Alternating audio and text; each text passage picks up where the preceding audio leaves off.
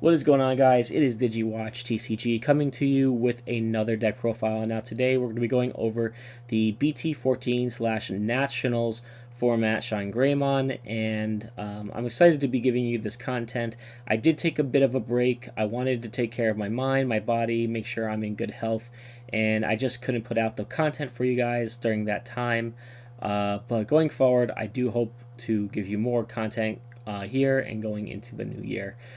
So with that said, we're going to go over this. So I'm going to give you my thoughts about this deck for Nationals, as well as some recent experience with this deck and how I felt it, how I felt it worked. So I'm not going to spend too much time on the very obvious cards that you're going to run in this deck, because I'm pretty certain at this point we all know what Shinegreymon does. I'll briefly say what they do, but probably not going to go into a lot of detail. But here, starting off things off, we have the yellow Coromon egg. Now, this compared to the new red egg, the one that when they lose a security, you gain one, you get a draw. I do think that the minus DP is just a little bit more relevant right now. It just gets rid of bigger bodies. Royal Knights is still a major contender, I think, for Nationals. I don't think there's going to be a lot of representation of it, but I still think that is a very strong deck. And also, some other decks can get pretty tall and very big, and Coromon can get rid of them. And against decks like Mirage Galgamon, Security Control, the draw egg will actually hurt you rather than help you. So that's why I'm running the yellow egg. For the searchers, you get you top 4, get an Marcus, get a Greymon, inherited minus 2000 when one of your red or yellow Tamers becomes suspended. Pretty standard. I'm not gonna go say more about it, but I think this one here just slightly needs a little bit of explanation. 4 copies of Agumon here. I think this is probably the best egg for the deck. Personally, only because this card can give you a hybrid for game. It could give you a body if you don't have one. Sometimes what a really good play is a card I'm going to show in like 1 or 2 cards here. But you have something in raising, you play it out, you play promote one of your Marcuses, maybe it gets rid of a small body, maybe you can Digivolve into a Geogreymon on this, but it's just a really good card in many, many situations, so I still say 4 of this egg. We are running 1 copy of the EX4 Agumon here. Honestly, this could be anything. It could be the next card I'll talk about, it could be cut completely, but it is nice sometimes to just have out and gets you an extra memory. And a draw sometimes, depending on what deck you're facing, it could be good. But the last card, the newest card here, is Patamon. Now, I should say this deck is more of a vaccine, more focused on, some of the new cards just intertwined at a few different levels. But the Patamon here, look at your security, Digivolve for free into a yellow vaccine Digimon. Level 4 Digimon, and then you place 1 card from your hand to bottom of your life. Gain a memory from the inherit. Really good. Just be aware that sometimes you'll whiff, you won't see anything in your life, and then you have to Digivolve for 3 into a Geogreymon, because Geogreymon, all the Geogreymons, Digivolve from a yellow for 3. So just be aware of that. But this card really you go bonkers. If you have everything set up and you promote out and you have the Geogreymon, you just Digivolve. And so you have to put the level 4s to the bottom of your life to make sure you're going to see them again with Patamon. And so that's pretty much the rookies and the eggs. Let's get into our champions here. I think probably the best level 4 Geogreymon here. If you don't have a Marcus when Digivolving, you drop 1 from your hand. Inherited is the same as the Agumon, just melt something for 2000 DP when you suspend a yellow or red Tamer. We do that a lot in this deck, so most of those times you're going to get minus DP off something, and this card has really helped me in a lot of different games. One of the cards that I will say is you might cut this for maybe some other tech choices if you like, is the Geogreymon from EX4.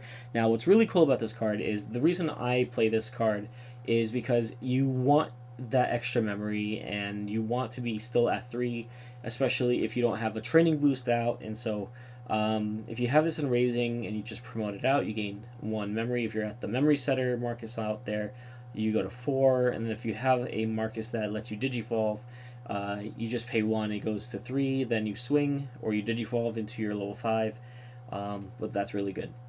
One thing you won't be aware of if you're facing like a Mirage Galga deck is if you swing with the Marcus first while this is on the field, you will not draw because the suspension occurs prior to the Digivolve. So if you're facing like a Mirage Galgamon on field, you will not draw one, which is good for you because you don't want to draw with Mirage Galgamon out on the field. And then we run one copy of the Geogreymon. It is limited for a reason. Very powerful. Look at your life. Play any, I think it's any red, right? Any red or yellow Tamer from your life, and then recover one. So, really good card. Inherited is you KO a 3000 DP or less Digimon on the field. It doesn't come up too often, but this is a really good lineup. The one thing I would potentially try out moving forward with this deck is maybe putting in like a Angemon in this deck and being able to have that on the field for certain matchups. But overall, I think this is completely fine. And again, I don't want to spend too much more time on very obvious choices. Going into our level 5s, 4 copies. Rise Greymon plays out of Marcus when Digivolving. Sorry, it's a little high. And then all turns effect on its regular effect as well as inherited is if a Marcus Daemon would be deleted, you can place it in your one from your trash into your life. So just be aware that what happens is you have the Marcus Daemon, it dies and goes to trash, and then it doesn't matter which Marcus Daemon, so one of them will go to your life. It doesn't need to be the one that was deleted. It just has to be in your trash. So 4 copies of that, 2 copies of this Rise Greymon here. When you Digivolve into it, you gain a memory. So if you normal Digivolve for 3 over a Geogreymon, it actually could only cost 2. But if you use the Marcus that lets you Digivolve effect, you basically gain 1, and that can actually get you into your Shinegreymon, potentially if you have multiple Marcuses on field. So just something to be aware of. At the end, same effect as the Inherit and the Alternates effect of if a Marcus Daemon would be deleted, you can place it in your from your trash to your top of your life. And then you have 1 copy of Magna Angemon. Now this is a card I feel like a lot of people do have a little bit of, they look at me like, what are you doing? But I really like this card. I think 1 is fine. You can hard play it if you really have no other choice, and that might actually save you sometimes. You minus DP, you can recover 1. So, not in that order, let me go what it says. So, when you Digivolve, or when you on-play it, you will be able to recover 1, and then you minus 1000 from one of your opponent's Digimon for every card in your life. It's a 4 to play, an 8000 DP, and early game, if you really just bricked in your hand and this is the card you have, just hard play it, honestly, and then just go into your Shinegreymon on the next turn. It really is just a very powerful card, in my opinion, and I really feel like it's going to be stable in a lot of yellow decks moving forward. So, yeah, I mean, this is just my hand trap. It's an ace, so you Digivolve on your opponent's turn as well. Saves you that extra memory. But yeah, we have that. Going into our level 6s and 7s, alright? So, 6s for Shinegreymon. Basically, the whole power engine of this deck. When Digivolving, you minus 3000 from one of your opponent's Digimon for every yellow-red Tamer you have in play, and also your opponent's security Digimon lose 3000 for every yellow and red Tamer in play. And then all your Marcus Daemons gain plus 3000 DP and security plus 1. So basically what you really want to do is have your Rise Greymon out, you promote out Marcus swings, Digivolves into this, does 2 checks to your opponent's security, which all have a minus on it, and then you would go into the burst mode, which is going to be coming up soon. And it's just a really good card. I mean, it's your win con. You play 4 of it. Not much more to say about it. Play 1 more copy of Shinegreymon. Honestly, this could be any Shinegreymon. I do like the old 1.5 version of it. The old one, the BT2 or 1.5, whatever it is. Because you can actually suspend your own Tamers if you have the Marcus that is the memory setter. All turns, it can minus 3000 DP from one of your opponent's Digimon. Just a way of killing a really strong, really, really big Digimon sometimes. But this one I just think is really good because of the consistency that you get another Marcus out. You can bring out one of your Marcuses every turn because it is a main and a with Digivolving effect. So I still think that this is a really good Marcus. Shinegreymon to run. For our burst modes, this is burst mode. If you don't know what it does, you return a Marcus on the field to hand. You play Digivolve over Shinegreymon for free. You do have to trash the top card, which is itself, at the end of your turn. But basically, when this comes out, it's usually the end of the game anyway. Basically, what it does is it makes your Marcus. You play a Marcus from your hand. It gains 12,000 DP, or it becomes a 12,000 DP Digimon that has Rush. Additionally, when one of your yellow or red Tamers becomes suspended, you trash the top card of your opponent's life. So usually what you're trying to do with this is you attack with your Marcus that was on the field. You burst into this, you swing, it trashes the top card of their life. Marcus hits for 12, then if this is still on field, you can swing for this for game. So this is a 2 of. I would say if there was any extra room I had in this version of the deck, I would probably want to run one more for consistency purpose. But I do run one copy of Rune Mode, and Rune Mode is just a really good card to stop your opponent who goes wide. I really like it because, number one, if they don't have something that's above 5,000 DP in raising, they just basically have to skip their turn, or they have to play something else that either is a option card or a tamer, or they just have to skip turn. Basically, just Digivolve. Additionally, you can do the same effect of minus 5,000 when attacking, because at the end of attack, you delete this and on one of your opponent's Digimon, you hatch an egg, and you gain a life. You gain a recover card. So this is just another way of recovery, and it's still vaccine, so believe it or not, it works really well with some of the cards in this deck. Yeah, I just really like this card. I might cut it, honestly, in the future for another burst mode, but I do think that this is really good. The next thing we have to do here is 4 copies of the Marcus here.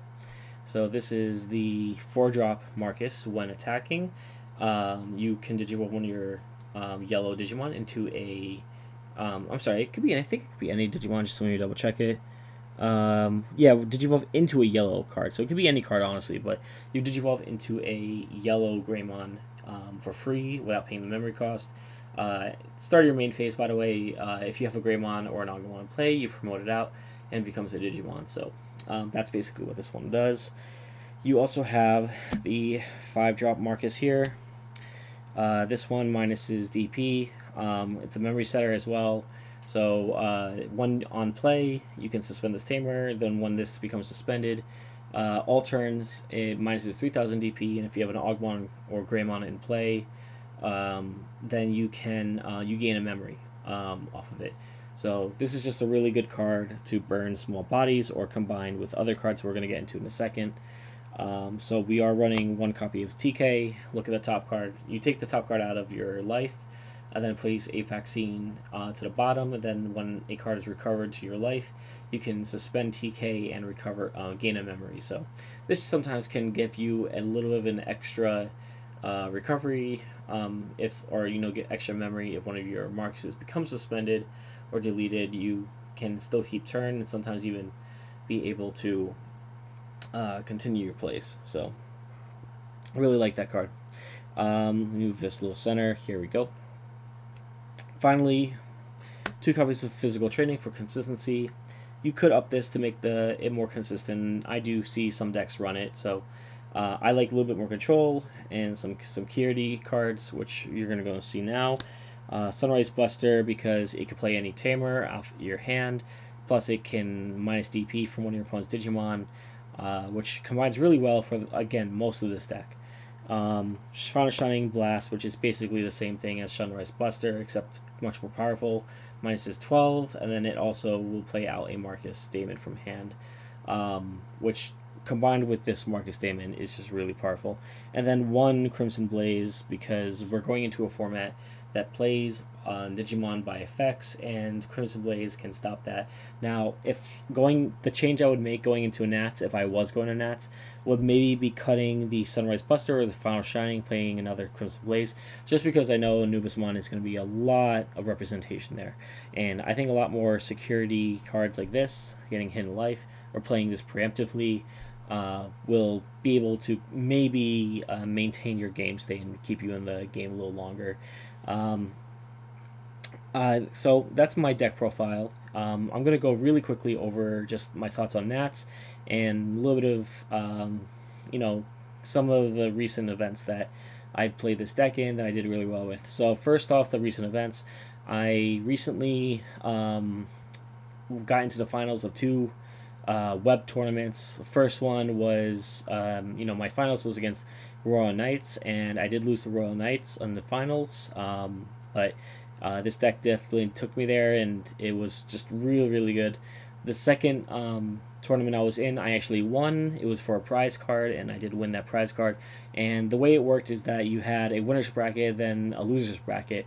In the loser's bracket, the winner of the loser's bracket had a redemption shot to face, but they had to win 2 sets of games. So I faced basically I went undefeated with the winner's bracket. I faced the winner of the loser's bracket. It was Mirage Galga. They won 1 set. All I had to do was win another set. So I won the second set, which basically guaranteed me as first place in that tournament. So I had only one loss with this deck against Mirage Galgamon. But this deck, the way it's been built, is just very, very good in my opinion, and very consistent in how I played it. And the only probably change I would take is maybe take out the TK, place in another Crimson Blaze or another card here. Maybe even, another burst mode or something like that. But overall, I think this deck is really, really good and very consistent. What I think about Nats is that this deck is a very good contender for Nats. I think you'll see a couple of these in the finals. There's just decks that are hard to interact with the Tamers, or with the Digimon. I think they have a good shot at being able to get up against most of the meta. For example, a lot of the Tamers are usually uninteractable with cards that bounce levels because they don't have levels or delete levels. So your opponent can only really go for Shinegreymon stacks and things like that. So usually these stacks are safe, or these cards are safe. And so I do think that going into this format for EX5 Nats, you'll definitely see a couple of these in the future. And again, the only change I would really make for EX5 and Nats format would probably be maybe increasing the consistency with some physical training boost, and maybe adding in the Crimson Blaze. Honestly, this is good for consistency and getting your pieces, but the only other thing is that you can get to most of your pieces for very free. So I do think that physical training does not necessarily need to be at 4. And going into this upcoming format that plays a lot of cards by effects, Crimson Blaze is going to be your best friend. Or you can go just full on speed and aggro and cut all the options here, get all the physical trainings, and just build that. But I felt really good with the pre-EX5 format. So that's just my thoughts on the deck, and it's my first deck for you. I really am excited, and I hope to be able to give you a lot more cards and deck profiles in the upcoming weeks. Definitely look out for those. I will be probably doing an end of year type of thing where I open a couple of packs, some of the stacks I've been saving on the side with some prize cards and things like that. I'm really excited to show you guys. So anyway, thank you for watching. Really appreciate it. Like, subscribe, leave your thoughts below in the comment section. I really am looking to hear from you guys. But let me know what your thoughts are below. Thank you again for watching, and as always, stay classy.